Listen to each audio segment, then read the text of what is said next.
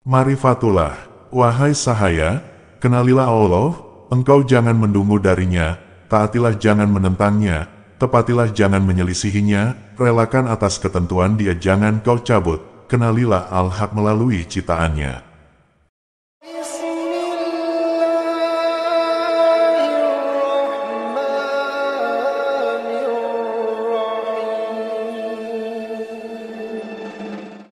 Dia adalah zat pencipta, pelimpah rizki, pemula, penutup, lahir dan batin.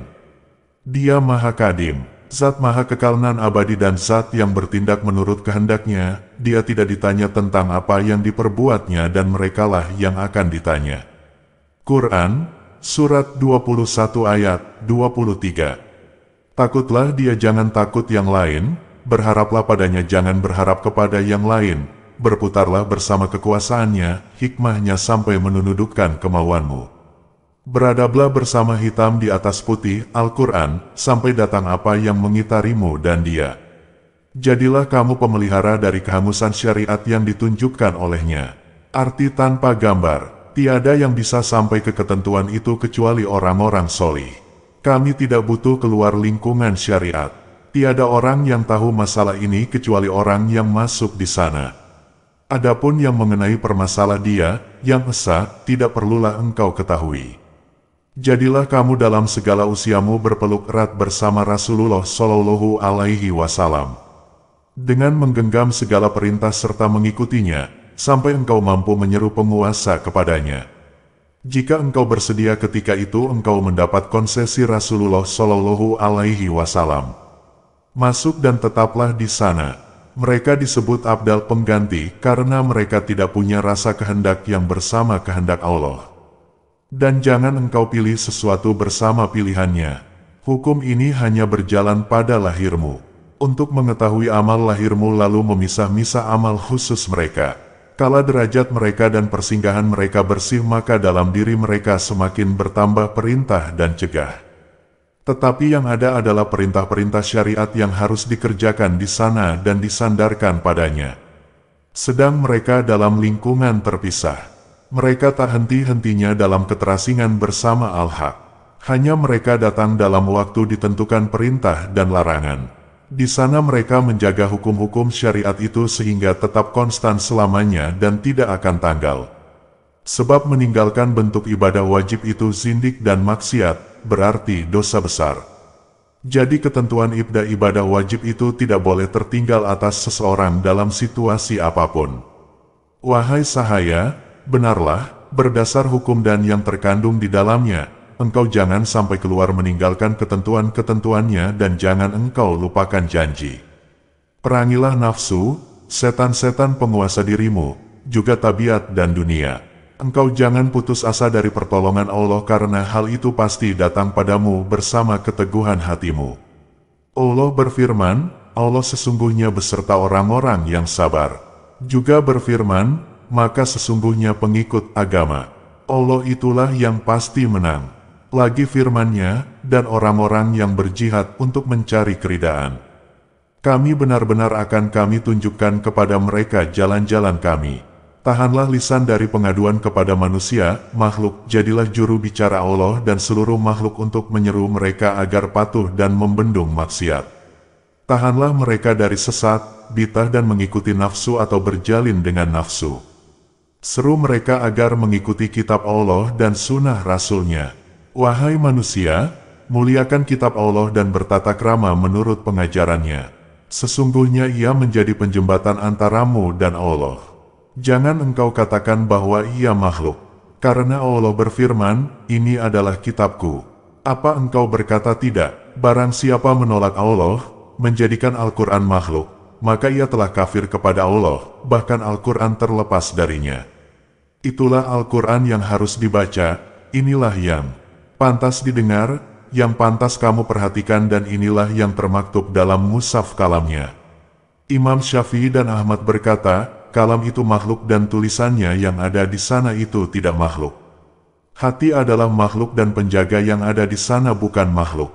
Wahai manusia, ambillah nasihat dari Al-Quran dengan mengamalkannya, bukan dengan memperdebatkannya. Itikat itu kata yang terus dilaksanakan, sedang amal itu menurut pelaksanaannya yang berjumlah-jumlah pelaksanaannya. Jagalah iman di sana, bersedekahlah dengan hatimu, beramalah dengan semua organ tubuhmu, sibukkan dirimu dengan apapun yang membawa manfaat dan jangan jauhi akal dunia yang kurang. Wahai manusia, berita kata itu tidak mesti dapat bebas dari hukum akal, nas tidak bisa tinggalkan kias. Engkau jangan tinggalkan saksi dan bersikeras menurut berita asal kata penuduh. Harta orang itu tidak bisa dirampas dengan cara pengakuan, tanpa ada penjelasan saksi. Karena itu Nabi Shallallahu Alaihi Wasallam bersabda, seandainya orang itu bisa diambil pengakuannya, niscaya suatu kaum mengakui bersaudara dengan darah kaum yang lain beserta harta mereka, tapi kesaksian itu dari pihak penuduh, dan sumpah atas orang yang ingkar. Lisan yang alim tiada berguna jika hati dungu. Nabi Shallallahu Alaihi Wasallam bersabda, yang paling aku khawatirkan atas umatku adalah orang-orang munafik, yang berpengetahuan tinggi. Wahai ulama, para dungu yang datang dan yang jauh, malulah kepada Allah, lihatlah hatimu sendiri. Jadilah dirimu di bawah perjalanan kehendaknya dan latihlah ia dengan membiasakan syukur atas nikmatnya, dan tautkan kilatan cahaya dalam gulita dengan kepatuhan. Bila hal ini nyata terjadi padamu, tentu pemuliaan Allah datang untukmu bersama dunia akhirat. Wahai sahaya, perangi keberadaan ini sampai tak tertinggal satu pun yang kau cinta. Jika keberadaanmu sempurna dari masalah tersebut, ia jangan kau tinggalkan dalam dirimu. Siapa mampu menguasai ini tentu ia mengenal dia. Inilah satu jenis dari manusia yang tidak menerima kata damai dari makhluk. Wahai munafik, uji coba terdapat di pucuk-pucuk hatimu. Manusia kala melihat melalui hati mereka selain Allah mendapati keselamatan mereka dalam kedamaian di sana dan duduk di hadapannya, membuta di belakangnya, lisan mereka terputus dari pemalingan. Peredaran siang malam, bulan dan tahun terjadi atas mereka, sedang mereka tetap berada dalam suatu kondisi yang tidak berubah bersama Allah. Mereka itulah kaum berakal di antara ciptaan Allah yang ada. Seandainya engkau melihat mereka tentu berkata, betapa bahagia mereka di hari kiamat. Hati mereka selalu terisi duka cita remuk redam di hadapan Allah, juga tak henti-hentinya terisi rasa takut dan bising. Kala terbuka untuk menerima kebesaran dan keagungannya, niscaya di hati mereka semakin bertambah takut. Hati mereka terputus dan pertalian mereka tercerai. Apabila hal itu terjadi atas mereka, itulah keterbukaan pintu rahmat, kebagusan, kelembutan dan harapan bagi mereka. Maka apapun yang ada pada diri mereka jadi tenteram. Tiada yang paling aku cintai kala aku melihat kecuali masa pencaharianku untuk akhirat dan pencaharianku pada Allah. Sedang pencari dunia, makhluk, nafsu dan syahwat, aku tak sudi berbuat untuknya. Anak kecil pada awalnya suka berkirap bermain debu dan benda najis lain. Mereka cenderung menuju kerusakan diri dengan mencuri-curi dari pengawasan orang tuanya. Bila berjalan suka beradu, tapi kala ia terdidik dari semua itu, ia tinggalkan satu demi satu. Kerusakan itu berkelanjut berubah jadi perlakuan yang sopan di hadapan orang tuanya dan pembimbingnya. Siapa dikehendaki oleh Allah kebaikan terjadi padanya, niscaya ia bertaaduk meninggalkan apa saja yang mengitari. Tapi siapa dikehendaki oleh Allah keburukan terjadi padanya, tentu ia hidup bergumul di sekelilingnya lalu binasalah dunia dan akhiratnya. Allah pencipta penyakit dan obat, durhaka itu penyakit dan taat itu pengobat, zalim itu penyakit dan adil itu pengobat, salah itu penyakit, benar itu pengobat, menentang Allah itu penyakit dan taubat atas dosa itu pengobat. Obatnya hanya terbilang sempurna apabila makhluk engkau ceraikan dari hatimu kemudian menjalin dengan Allah. Tiada kelepasan bagi hatimu sedang di sana ada makhluk bukan Allah. Seandainya engkau bersujud padanya selama 1000 tahun di atas bara, tapi hati engkau hadapkan selain untuknya, sama sekali perbuatan itu tidak bermanfaat.